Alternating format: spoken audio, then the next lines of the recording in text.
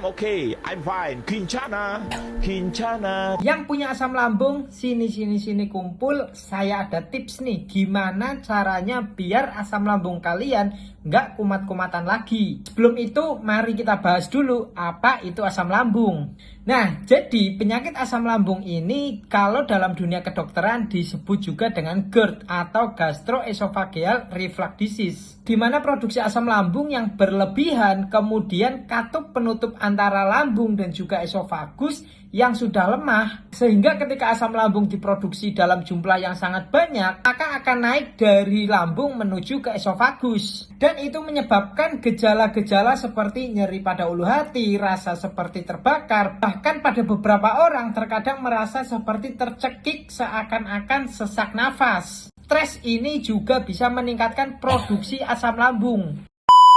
Munculnya asam lambung ini tidak jauh-jauh dari kebiasaan-kebiasaan kalian yang memicu si asam lambung ini naik. Kebiasaan-kebiasaan seperti apa yang bisa menyebabkan si asam lambung ini jadi naik dan menyebabkan kalian merasa tersiksa? Coba disimak baik-baik nih, ada nggak kebiasaan-kebiasaan dari kalian yang seperti ini? Sehabis makan langsung tidur atau rebahan, kemudian jadwal makannya nggak teratur, suka-suka kalian mau makan jam berapa, mau sarapan, mau makan siang atau makan malam nggak ada aturannya. Lalu makan yang terlalu kenyang, dan yang paling sering adalah konsumsi makanan-makanan yang rasanya pedas, asam dalam keadaan perut kalian sedang kosong. Dan yang terakhir ini banyak dirasakan oleh para remaja-remaja nih yang suka overthinking, banyak pikiran, dan juga stres. Asal kalian ketahui bahwa stres ini juga bisa meningkatkan produksi asam lambung. Terus gimana dong dok caranya biar nggak kena asam lambung? Atau paling nggak biar asam lambungku itu nggak kumat-kumatan? Caranya yaitu dengan menghindari penyebabnya. Jadi mulai sekarang kalian harus lebih disiplin teman-teman. Yang pertama yaitu atur jadwal makan. Paling tidak setiap 3-4 jam harus ada makanan yang masuk. Nggak harus makan besar, snack pun boleh. Kemudian yang kedua yaitu hindari makanan yang rasanya pedas, kemudian juga asam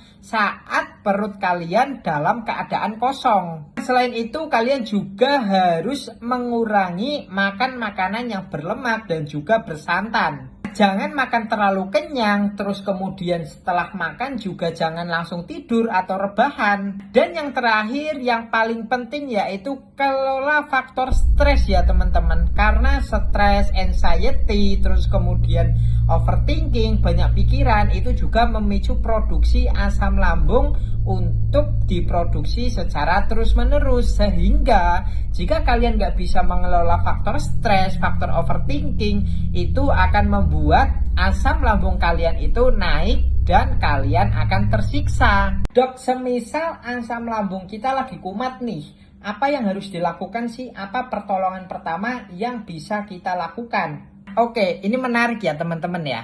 Jadi yang bisa kalian lakukan ketika asam lambung kalian sedang naik dan kalian sedang merasakan kesakitan, yang bisa kalian lakukan adalah konsumsi obat-obatan ya. Kalian bisa kombinasiin obat seperti antasida itu untuk menstabilkan pH dari si asam lambung. Terus kemudian juga kalian bisa tambahkan obat seperti ranitidin atau omeprazol itu untuk mengurangi produksi dari si asam lambung. Jika kalian sudah mengkonsumsi obat-obatan tersebut tetapi rasa sakit yang ditimbulkan kok tidak mereda dan kalian semakin tersiksa, kalian boleh banget loh mendatangi fasilitas kesehatan seperti puskesmas, klinik maupun rumah sakit.